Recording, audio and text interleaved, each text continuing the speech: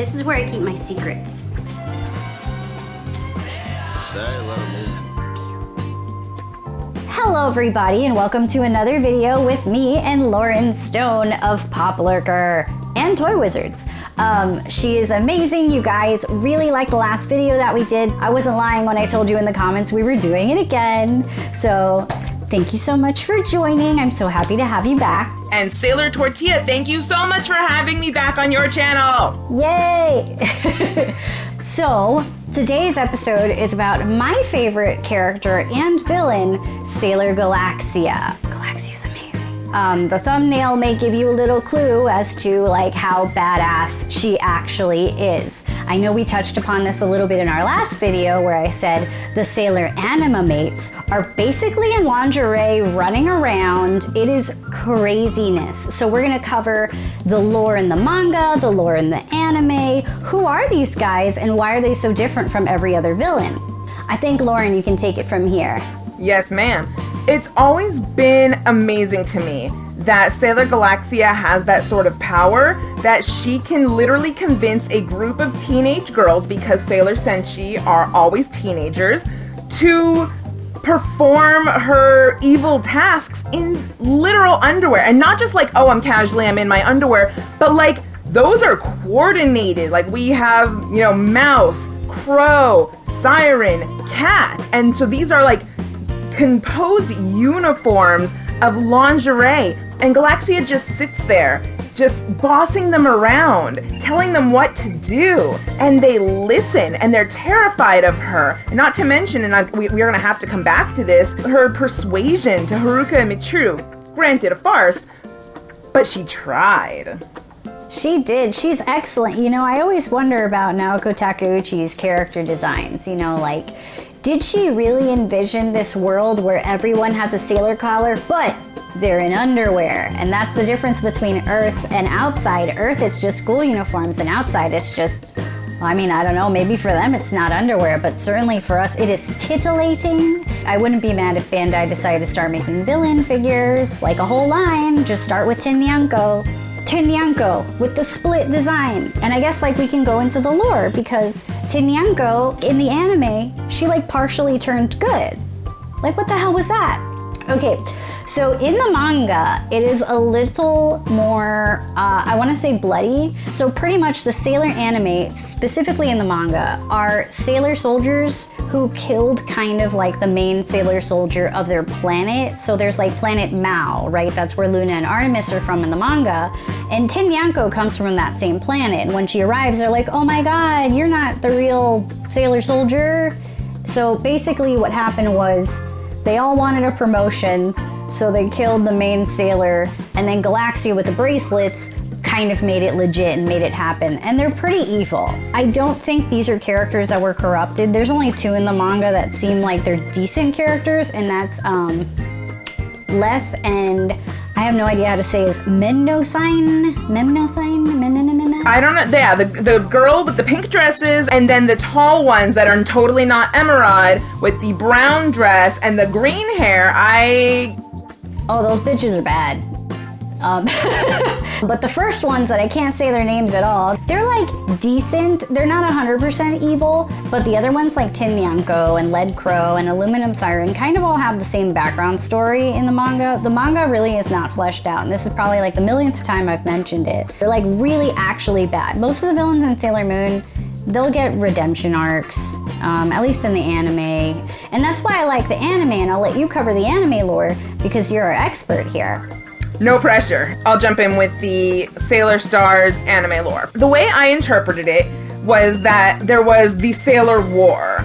And I always felt that this discussion of this battle, of this big moment, was very kind of convoluted. It made for a good speech via Galaxia, and it was very dramatic, but it didn't really make a lot of sense. It was basically once they collected all the star seeds, the golden star seeds, or the colored star seeds, the planet was now dead, and they could move on to the next Senshi-infested planet, which, then answers the question of clearly there's many Sailor Senshi in the galaxy on all the planets, But as we know, in our solar system, every planet doesn't have life on it, so all the Senshi are here on Earth. So there's that. Then there's also the secondary part of like what happened on the Sailor Starlight's planet. On the anime, Galaxia didn't get Kakyu's starseed until the very end, because Kakyu ran away from their planet during the war. We were having some destruction. She slipped her way into an incense burner and was, in hiding. And that mission sucks. And they're all screaming Princesu and all that stuff. And Princesu! Oh my god, you were deceptively good at that. I spent a lot of time, yeah. I'll be real with you, you just threw me for the biggest loop about like how the planets don't all have life on them. Like, listen, I know I've watched the show a million times, I just never thought of it. I just never, yes, I know the cats are from Planet Mao. Planet Mao definitely has cat people. Is Kinmoku, for example, where the Starlight's from, is that the only one that has like actual people on it, and then the other ones are just like maybe living on a like third other planet where they all have a team? I don't know. I feel like the Sailor Animates didn't know each other though. They were all recruited from their various. I agree with you, because there was a lot, and it was for comedy in the anime, but there was a lot of emphasis on like, oh no, I'm Led Crow and I was teamed up with this dummy, office crap. I love that in the anime. There's none of that in the manga. But yeah, basically in the anime, they're not even that bad. The whole thing with the bracelets in the manga and the anime is different. Like, I believe, and you tell me if I'm wrong, that in the anime, the bracelets are to keep them alive without a starseed, because Galaxia already took that shit. Yes, you're 100% right. So Galaxia has taken their starseed. It's like a representation of like taking their will or their dignity or their humanity or their life force or their power. So yeah, as soon as she took her bracelets back, those aren't yours. You didn't use them right. They collapsed and they died. Boo. Boo. Yeah, I prefer that so much. Actually, no, I wish we could take both and smash them together. Like, I like that some of them, like, killed their princess to be the Senshi. Like, not that it's the princess, it's just kind of told to you. I'm assuming they're all princesses. Now I'm like, I didn't realize this conversation was like a rabbit hole. Like, this is just like insane. I have the manga behind me, so I am gonna grab it. Do you know what this is a result of? This is a result of when we were young, we had to watch this alone and never got to like ramble these fan theories with like bounce them off anyone else, and we're making up for lost time. I just want to scream. Oh, this is the Eternal Edition, by the way. Mm-hmm. They've already made it to Shadow Galactica here. And the other thing about like Sailor Galaxia has like a cathedral palace on a desolate planet, and it's called Shadow Galactica. Can we just admire how fucking badass that is? That's so badass. That's like the ultimate villain shit.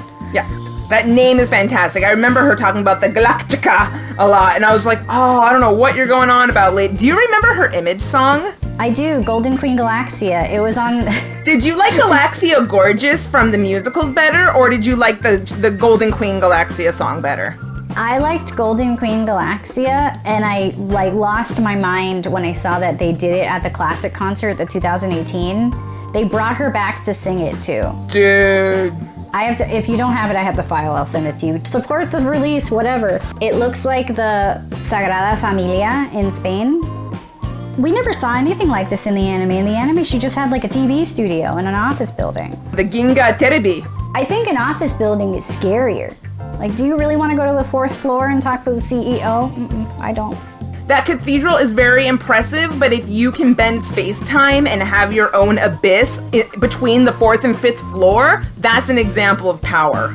I liked what you brought up about Tin Nyanko, where she was half healed and her costume split, half black, half white, and it made her, kind of loopy in the head. And I think it's cool that it has those sort of like fantastical elements, reminds me a little bit of like a deck of cards or like Alice in Wonderland. And if you remember, do you remember Miyuki-chan in Wonderland? Yeah, by Clamp? By Clamp, right. That came out much later, 2001, and I'm like wondering if Clamp was influenced at all by Sailor Moon, Sailor Stars, and the Sailor Animamates, which even though we had discussed in our last collaboration together about Sailor Moon S and like the sexy, like the stars, they'd like pull down, or like the lifting up of the skirt, and it was sexy, it was pretty bluntly in your face by stars. And I think some people would say out of place, like it just kind of came out of nowhere, and we just had Galaxia the pimp and her horde of submissive women. It makes cosplay really hard, I'll tell you. I love Tinyanko, but I don't think I would ever show up and just like, here we go, my butt's out, hey. I've seen some pretty strong Iron Mouse cosplays, but she's wearing leggings, and yes, she's little underpants, but like she's pretty like covered up. And Aluminum Siren has the thing on her face, like you gotta glue that on. Yeah, they're tough cosplays. I think Lead Crow might be my favorite of those girls. Crow seems so competent next to Aluminum Siren, and this is like anime only, but like she had her shit together and she just wanted Aluminum Siren to not get fired. Like, it's so real, it's too close to real life. Sailor Moon sometimes treated its audience like you were, let's say you were 10 in season 1, and then you're like 20 by the time Stars came around, so it's like trying to grow up with its audience too fast. It was like, alright, well you loved season 1, it was all innocent when you were a kid, but now you gotta go to work, and you know this dynamic, and it was like just a little too like for grown-ups, even like not that much time had passed between those seasons. Yeah, it was like 92 to 97, that's just 5 years. It's only 5 years. It was too fast. It was too fast, or maybe they thought people were like, now you're 15 and you're ready for some titillation. It's like, well, you can slow down. Yeah, to me, I prefer the sexuality of the Sailor Animates to the one-off villains from Sailor Moon S, because it was like a burlesque show versus a strip club. I don't know if that makes sense. Do you want to compare outfits? Who? You and me? Like of the Sailor Animates. Let's rank them. Let's go for it. I can't rank the Sailor Animamates, but I can certainly talk about them. Oh, and I have a question for you while we're doing ranking. Do you have any of the Animamates, did you feel that they overstayed their welcome? Because, like, you know, we had Crow and Siren together, and I think Crow was only by herself for maybe like 2 or 3 episodes, and she was kind of losing her mind. She's like, this is revenge for you, Siren. Like, she was like real invested. It always feels like the last one in line is a little rushed, and the first one overstays their welcome for like a couple of episodes. Like, they could have been swept away sooner. Yeah, you're super right. That also happened with The Witches 5. Those last 2, or 1, or however you want to call it, it was like a 1-episode villain. Who overstayed their welcome? You know, there's no Sailor Animate that I really dislike where I like felt that way. That season's also really short too. I guess Iron Mouse lasted real long, all things considered. I felt that she did too. She was funny though. I did like the payphone gimmick and like the phone that she carried like in a bag. And I liked, I think it was toward the end of her run when they started playing the Death March when Galaxia called. Like, that's fucked up!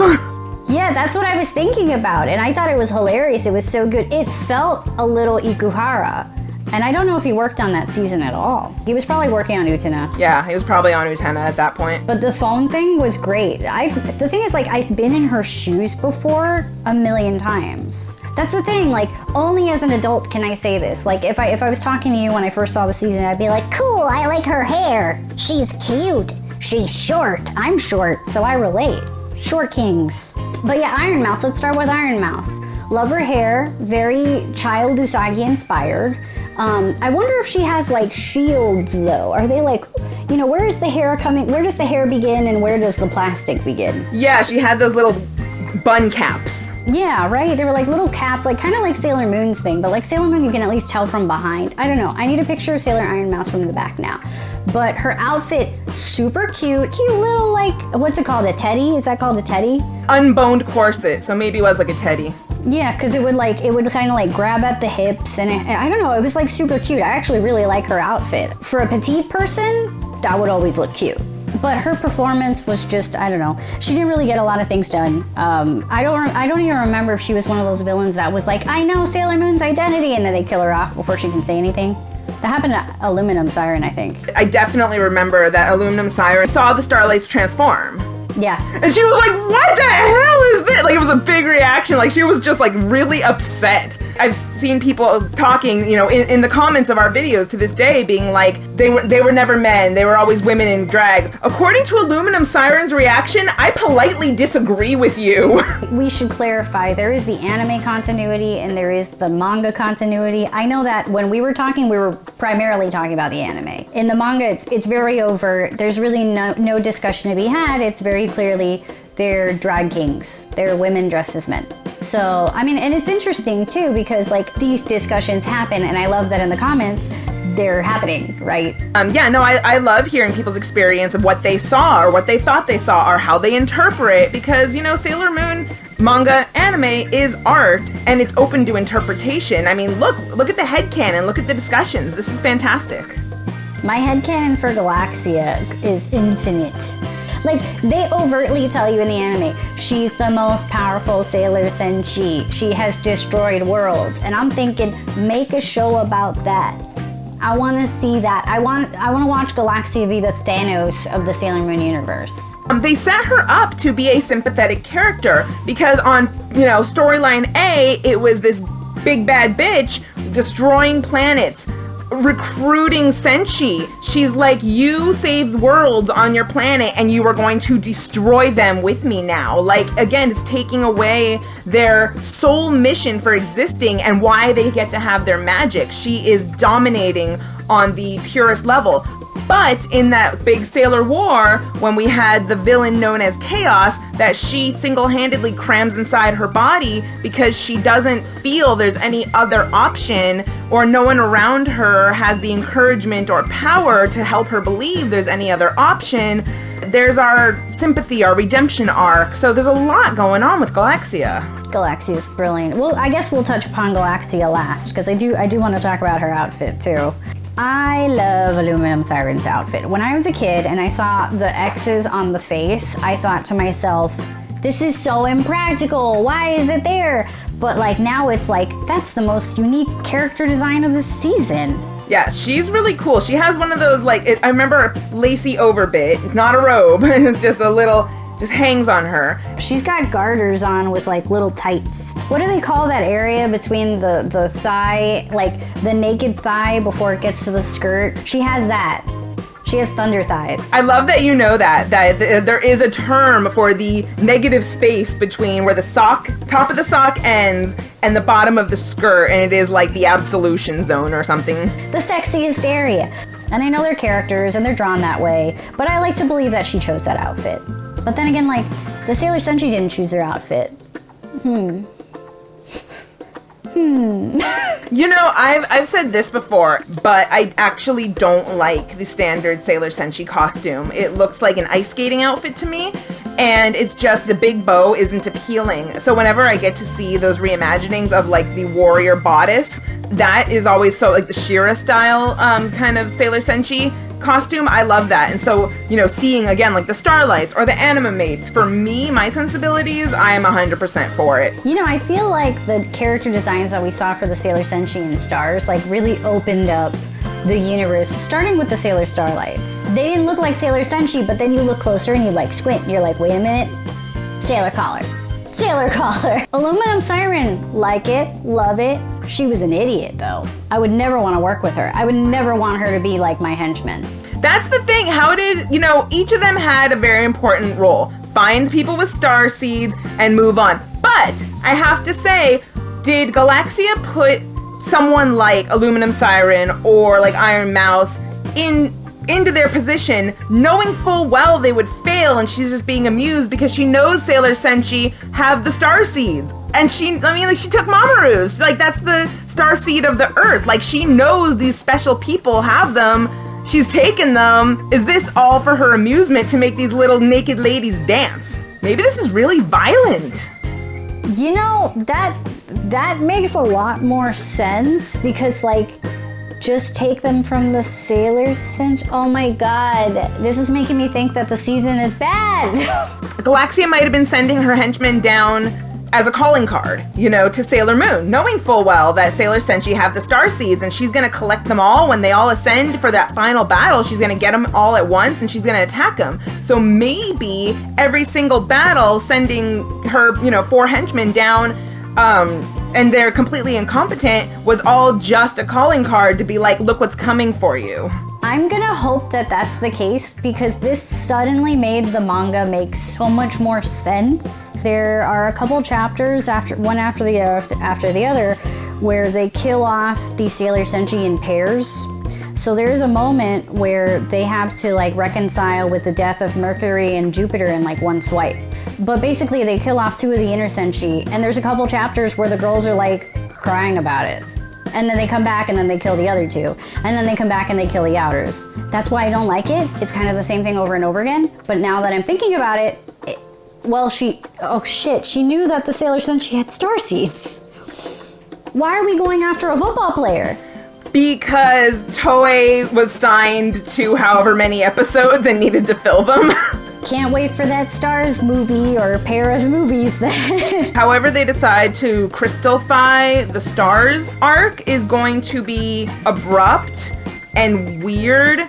I wish, because even in the manga when they go to Shadow Galactica, it's a whole ass world with different areas. There's an area that's a graveyard, and that's where Sailor Metal Papillon is. She lives in a graveyard, and the graves are weird. They have the pictures of the Sailor Senshi on the gravestone. Oh, and dark. Scooby's here. Hold on, my dog has entered.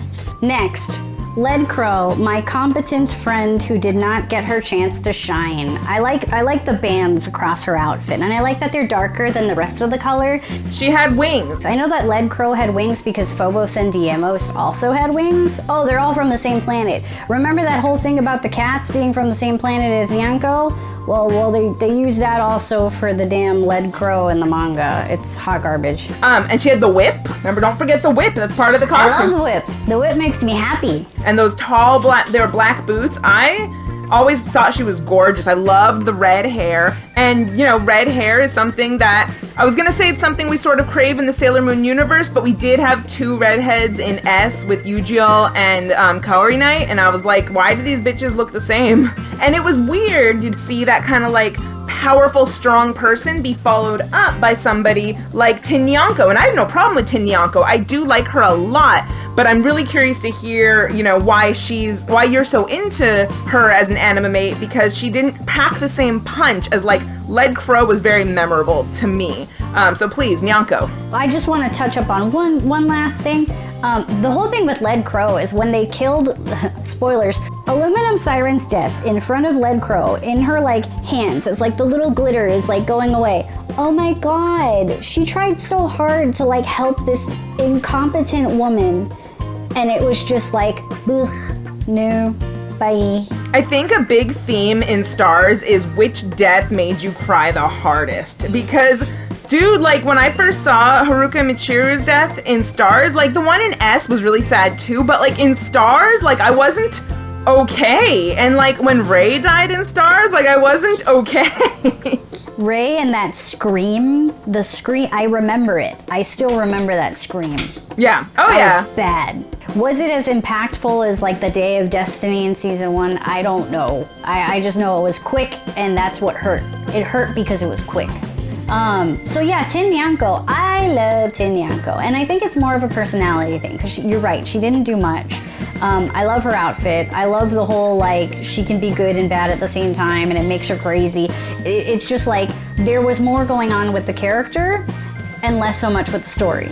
So it was more about her experience as a Sailor Animate, because it kind of opened up this door to, wait a minute, they're not bad, so what's the deal? And Sailor Moon, has she ever not been able to purify anybody? A couple times. A couple times I know she needed the Sailor Senshi to kind of fireball them and whatever before she tried again. But this late in the game, she had the Holy Grail, she's Eternal Sailor Moon, and she can't help the bad guy this time? That's bad. That's bad. That's how powerful these guys are.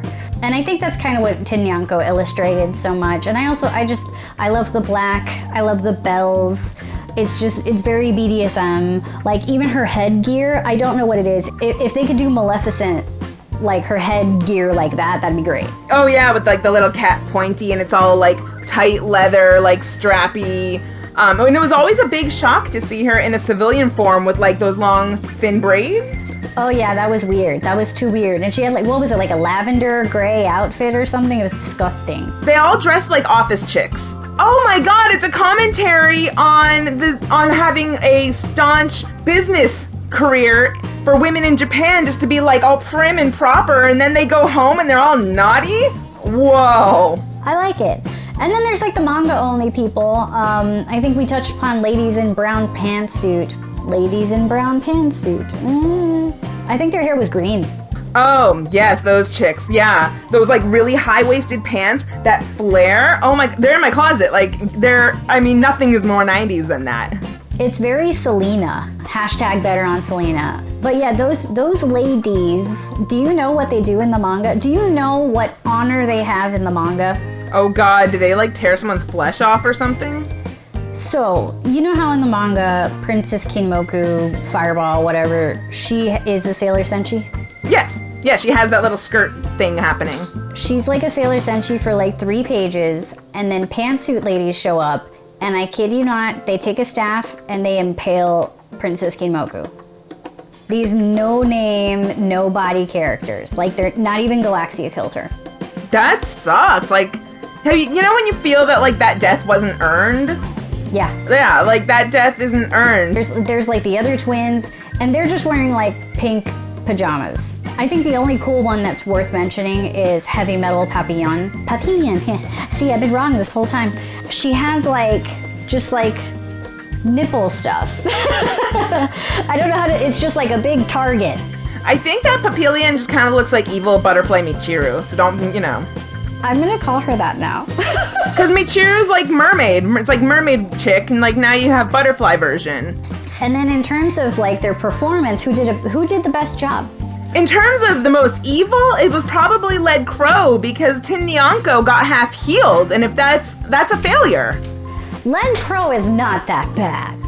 Led Crow cared for Aluminum Siren. Led Crow helped her with her assignments. She didn't know how to make a PDF, and Led Crow showed her how to make a PDF.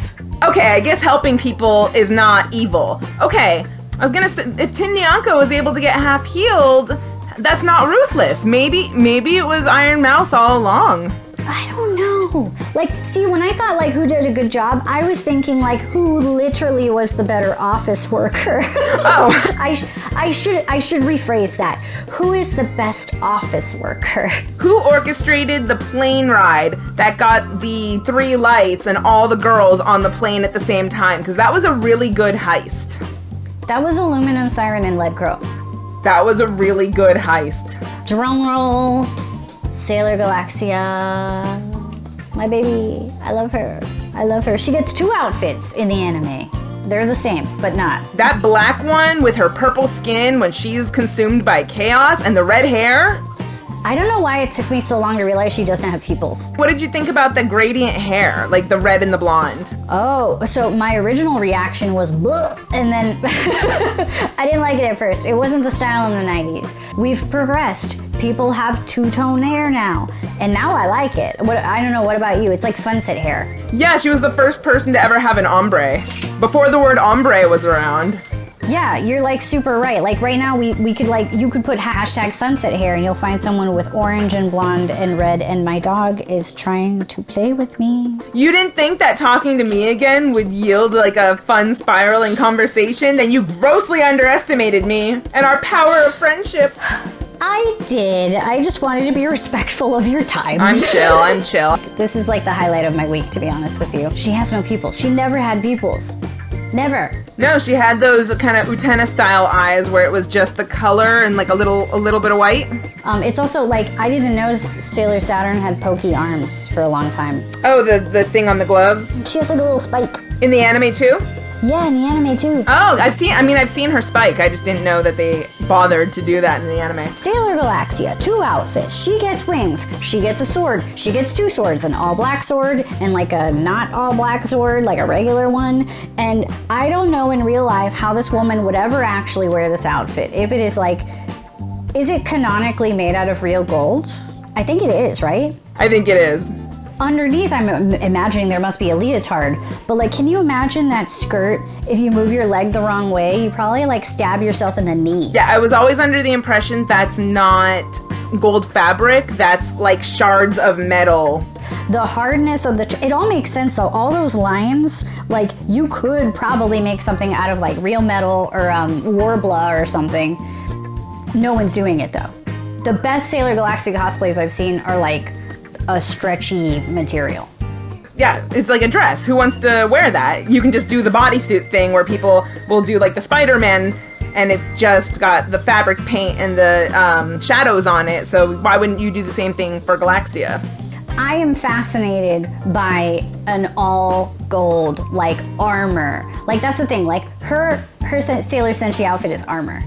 Yeah, it is. It's like it's like chainmail, and I love her locket, her thing happening right here. And I think because she was a sailor, which was awesome for them to do at the very end when they reveal that all the chaos in the world is really just a war between Sailor Senshi. I love that she has a transformation locket too. Like she's a Sailor Senshi. Her reasons stem from the same place as Sailor Moon's, which is that whole uncanny valley. It's terrifying. I will say for Galaxia, and this is huge, I know among 90s anime and manga fans, the Chibi Chibi change. I think it sucks that her star seed was sent into the galaxy and became Chibi Chibi. That is the crappy, and I'm an die-hard 90s anime, but that was like, no. Didn't like it. Yeah, I have my own thoughts and feelings about specifically the end. But the locket, if you look at it, it looks like Sailor Moon's first manga locket, which is so cool. Mm-hmm, the 1, 2, 3, 4, yeah. Mm-hmm. I love it. The thing is, like, if they could have drawn more parallels between the two characters, I feel like the emotional weight of the ending would have been... Because, like, the finale was just 2 episodes. Like, that final battle, I feel like could have lasted, like, way longer. Like, couldn't we have revealed this stuff about Galaxia sooner? And the Light of Hope? Like, the Light of Hope, like, whether or not we like it or not, it would have been nice if they revealed it, like, way before. That way when, like, they smash the sword, it hurts more. I don't know. Chibi Chibi just kind of, like, doesn't do it for me. She was so sweet and pleasant after the maniacal madness that was Chibiusa for so long. Some people are Chibiusa fans and they love her, and some people, like, don't, and that's, not the conversation we're having. But I think after that, like, several seasons of just screaming, so Chibi Chibi just being small and sweet and kind was enough. I wouldn't even go that stretch and say she was kind. She was just a baby. She was just a baby. Yeah, I don't want a baby. I want a character. Yeah, she was just a baby. Yeah, I don't even think she was 2. I think she was, like, just a baby. Like, she was tiny. She was walking, though. She was. Like, kick the baby. I'm good. Were you a Rainbow Bright fan? I like the movie. Okay, great movie. So in Rainbow Bright, the very first episode was like that Peril in the Pits short, and it did well. So the second episode they made was called The Beginning of Rainbow Land, basically where Rainbow Bright, a messianic figure who has some parallels to Sailor Moon in her own right, is dropped into this disgusting, chaotic world where everything is dark and her only goal is to bring light to this world, so figure it out. And she finds this baby who's called the Sphere of Light, but she doesn't know the baby is the Sphere of Light until the robed figure, the King of Shadows, the Shadow King, who is like a, Pharaoh 90 type of character, grabs it and it becomes the Sphere of Light, and then color comes to the world. So when I after seeing that 1 billion years ago, and then seeing, Sailor Moon with like the Light of Hope and the baby, I was like, oh my god. Well, I'm watching Rainbow Bright tonight. Go look up Beginning of Rainbow Land. Hashtag Sailor Moon is actually Rainbow Bright. I would, if this was a pop culture debate show, I would jump right on that. So, all in all, I really liked Sailor Animamates. I forget a lot about them, but I know how they make me feel. If I was one of them, I'd feel like the sexiest woman on earth. And I work in an office, so I can relate. Like we talked about before, I just loved what Stars, the anime, did to all the characters. It really made everybody into a person. It just continued to make their voices important, their wants, their hobbies, their motivations, and to bring on this set of villains that were really just a boost, a level up. All of Sailor Stars was a goodbye to childhood in a lot of ways. And I think they really did it in this calming, harrowing way where the stakes were raised, the personalities were raised, and the feelings were stronger. And it was more evil, and it was also more personable than it ever had been before. And so the Animamates are really, like, not to sound schmaltzy, but they were seriously just unforgettable characters that they could have even done more with, even though they did tons more compared to what they were doing in the manga. It was a real shift, and I think that we were all ready for it at the time. I was. I like that you brought up the shift because when I think about it, Super S, and I know we always have to talk about Super S because it is the precursor, all the villains like, oh, they were good, but they were bad, but now they're good. I like bad Sailor Senshi. I like the concept that not every Sailor Senshi is a protector of their own planet because, like, if Sailor Moon wasn't Sailor Moon and someone else got all those memories of a past life, it could have gone bad. And I like that the Sailor Animates kind of like illustrate that. Like, you could be a Sailor Senshi and you could be bad. That's a thing. That's totally possible. And that's a very, very good point, that just because, and this is more nuanced, but just because you're born with magic or born with powers or born with abilities doesn't mean you're automatically going to accept your role, accept your mission, and go save the world. You're not. It could have been Shinji Ikari. I'm not gonna run. Runs. All right, well, that's it, guys. Thanks for coming back. I hope you guys enjoyed the video. I really loved your suggestions in the last one, so definitely drop them down in the comments. You can follow me. I am Sailor Tortilla. I'm on everywhere, including TikTok now, because I don't know anything about TikTok, so help me out. And you can follow Loryn Stone at Poplurker, ToyWizards, Loryn Stone. I'm gonna like drop it, like I will put all the links in the description, and make sure to check out Poplurker for more videos with the two of us talking more about Sailor Moon. Bye! And always remember to love what you love and never stop lurking. I'll catch you for the next one. Bye! Amazing. Awesome. I love your outro. Oh, never stop lurking!